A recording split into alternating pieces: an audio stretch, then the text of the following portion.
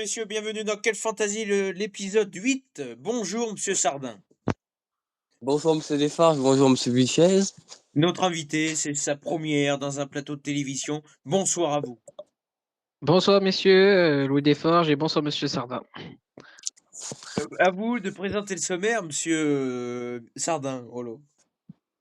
Alors, sommaire, on va parler du débrief de l'étape 8 donc d'aujourd'hui, ensuite de l'interview, ensuite des favoris et du profil de l'étape 9. D'accord. Bon, on va passer au débrief de l'étape. Débrief de Oui, l'étape, étape 8 qui était de moyenne montagne, monsieur Sardin aujourd'hui et monsieur Vichez. impressionnante Oui, victoire de Louis Desforges oui, et ouais. qui Blood Flower, Qui prive Bloodflower d'un triplé. qui prive Blue Flower d'un triplé, Oui, bah oui, malheureusement. j'ai gagné ma 3e victoire aujourd'hui, c'est pas mal sur 8 jours de course, alors c'est pas mal. Et chez les coureurs, c'est Primoz Roglic qui s'impose en costaud et qui a mis 1 minute à Ben O'Connor. Ça y est, je pense que Roglic va vite récupérer son temps dans les prochains jours. Sinon, Almeida, le deuxième du général, qui a affaibli, il était très très loin de son top niveau. Aujourd'hui, il a perdu 1 minute 30, c'est quand même énorme. Sepkus, le tenant en titre, qui finit 21e de la course aujourd'hui. Ouais, il y a des favoris qui sont loin. Il y a que une personne qui est capable de suivre Roglic, c'est Eric Mas. Attention à lui. Il est peut-être capable de gagner cette Vuelta, mais bon, il y a encore 3 minutes 50 à boucher, et même Roglic sur Ben O'Connor, mais s'il fait ça tous les jours, je pense que c'est possible. Voilà pour ce résumé d'étape. Sinon, pour, pour notre très cher collègue Monsieur Roland, qui finit dernier de l'étape aujourd'hui, avant-dernier, alors c'est très Oh loin, lolo. c'est très loin. Là, il est 6e ce soir, ça fait très mal. Théo qui Oh. est 7e, alors voilà, on n'explique pas trop les dégâts, hein, on va pas trop continuer. Isaline qui est très loin aussi. Bloodflower qui est pas loin de la 2e place, il se rapproche d'M.F à 100 points. Mais on va parler de ça dans les favoris. Maintenant, à vous, monsieur Vichez, interview exceptionnelle. À vous, monsieur Sardin. Allez, alors c'est parti, première question pour Monsieur Villechez.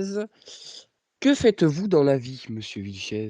Alors bonjour monsieur Lucas Sardin, je me présente, je suis Noah Vichez, je suis en CAP deuxième année de commerce et je m'oriente dans une filière commerciale et peut-être jusqu'à aller en bac et BTS plus tard.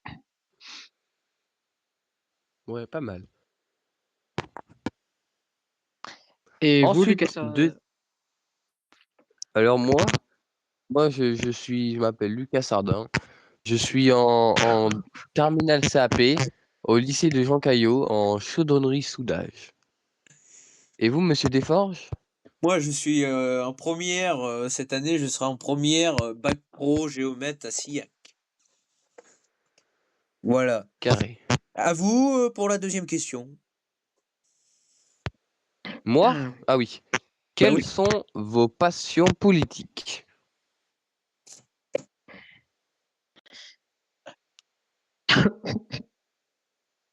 Bah répondez, cher monsieur. Et je réfléchis, monsieur Louis Desforges. Il y a une déstabilisation qui m'a un petit peu perturbé, mais je vais y répondre là dans les derniers instants. Mes passions politiques, dans ce que je vois en ce moment aux États-Unis, ça me perturbe un peu. Je ne comprends pas pourquoi les politiciens sont à fond avec Ah, ce Trump, alors qu'il y a une dame qui va peut-être retourner le pouvoir des Américains. Je trouve que en ce moment, côté France et Europe, ça tourne un peu en vrille. Mais sinon, moi, je suis bien dans mon pays et je suis bien pour cette émission et je serai honoré de participer à une prochaine émission. Quelle fantaisie! Bah bien sûr, on recherche un présentateur pour demain, alors. Vous pouvez Eh ben, oh, peut-être c'est bah remplacer oui. l'idéal. monsieur Sardin. Ce sera un Ben, CDD d'un peut-être. jour. Bah oui, parce que moi je suis au repas de quartier demain. D'accord, monsieur. On va pas rentrer dans les détails de votre vie. Voilà. Il y aura mes voisins et Monsieur tout. Noah, moi j'ai 3 questions à vous poser. D'une, est-ce que vous suivez, oui, bah, les actus politiques du coup, mais hors États-Unis, en Asie, la Chine, la Russie, tout ça, vous suivez? La Corée du Très, Nord. très bonne question de ta part, monsieur Louis Desforges et aussi Lucas Sardin. Oui, j'ai suivi pendant quelques mois l'Ukraine quand la Russie a attaqué. Aussi, j'ai regardé des reportages pendant les guerres mondiales et en ce moment, je regarde aussi partie Chine qui vont peut-être attaquer la Taïwan. Ah oui, oui, oui. Donc, Ah, ça se précise, Poutine, le président de la Russie, est en train de faire il donne des missiles à la Chine qui vont peut-être aussi participer à l'attaque de l'île de Taïwan. Donc, Bah, c'est il pourrait surtout y eux, avoir. en fait. Bon Voilà, après, et hein, aussi quelle en Israël. fantaisie n'est pour est neutre. Voilà. Quelle fantaisie est neutre. Il Mm. n'y a pas de position politique. Voilà, sinon, oui, prochaine question. Du coup, quelles sont vos passions sportives dans la vie? Ben, moi, j'ai eu plusieurs passions sportives très jeune. J'ai commencé à être à fond dans tout ce qui était karaté, judo. Après, ce qui m'a donné l'envie, bien sûr, c'est Teddy Riner, hein, un très grand athlète du judo de France, Eh que oui, je félicite pour les JO 2024, qui nous a bien représentés. eh oui. Après, surtout ce qui est ma passion de maintenant, c'est la natation. Euh, un très jeune Français nous a fait très beau et honneur plusieurs médailles, 4 médailles d'or en ce moment même. Oui. Et là, j'aime bien aussi regarder un petit peu tout ce qui est dans le rugby.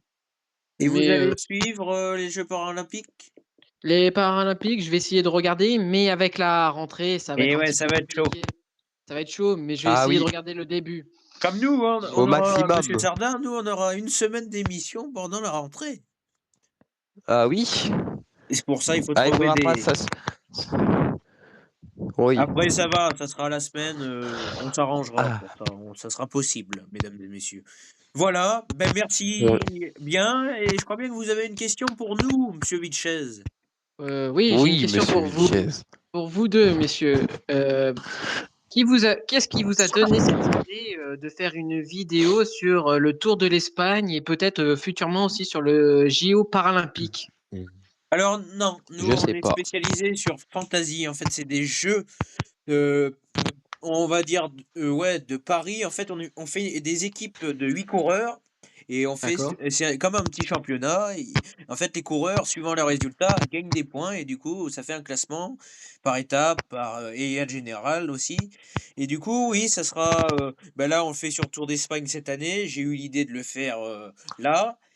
Mais sinon, on aura aussi le Giro l'année prochaine, le Tour de France, et on fera bien sûr la Vuelta aussi. Bien Voilà. sûr. Et on parle bien sûr de la vraie Vuelta, c'est bon. C'est les coureurs qui font Bah tout. oui, Ben oui. Nous, on on fait fait pas pas les grand choses à moitié. chose. Voilà. Bon, ben on va passer aux favoris, monsieur Sardin. Oui, alors, bah, c'est vous qui allez présenter les favoris, bien sûr. Alors, les favoris, ben ça y est, Bloodflower qui revient sur M.F qui a 900 points d'écart maintenant avec moi. Ça fait loin maintenant, ça fait très loin. A fini 5e de l'étape aujourd'hui, ça fait très très loin.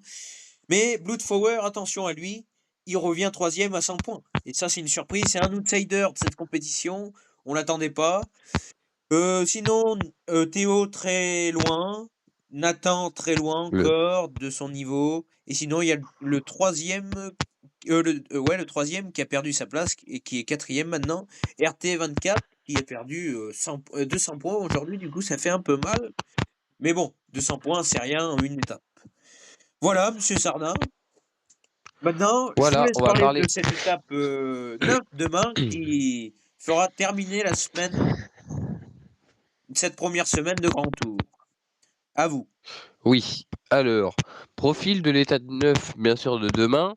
Profil montagneux avec 3 cols de première catégorie, dont le sommet de dernier col à 30 km de l'arrivée. Et oui, 30 km de l'arrivée, et après il y aura une descente de 20 km, du coup, une attaque Ça va suffira pour un piquer. favori pour aller gagner, mais il faudra attaquer peut-être dans le dernier col.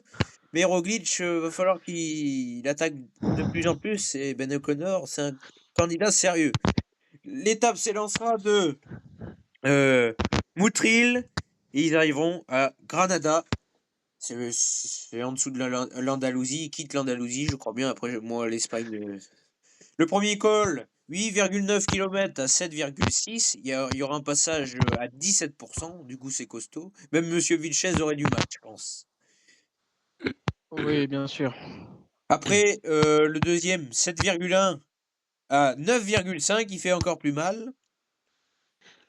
Et le dernier, 7,1 à 9,5, un passage à 20% et beaucoup de noirs. C'est une étape, c'est la plus dure de la Oui, semaine, de toute beaucoup de façon. noirs. Voilà, merci messieurs, merci à vous Monsieur Sardin. Merci À à vous mardi aussi. du coup. Bon jour de repos. Oui, oui, Et merci. C'est gentil. merci à vous, très cher Monsieur Vilches. Merci à vous, Et Monsieur peut-être Louis à demain Desforges dans et à Lucas l'émission Sardin. demain. Et peut-être à demain. Oui, merci. Merci. Allez, au revoir. À C'était peut-être à 80 demain, Noah. Monsieur À Vilches. demain.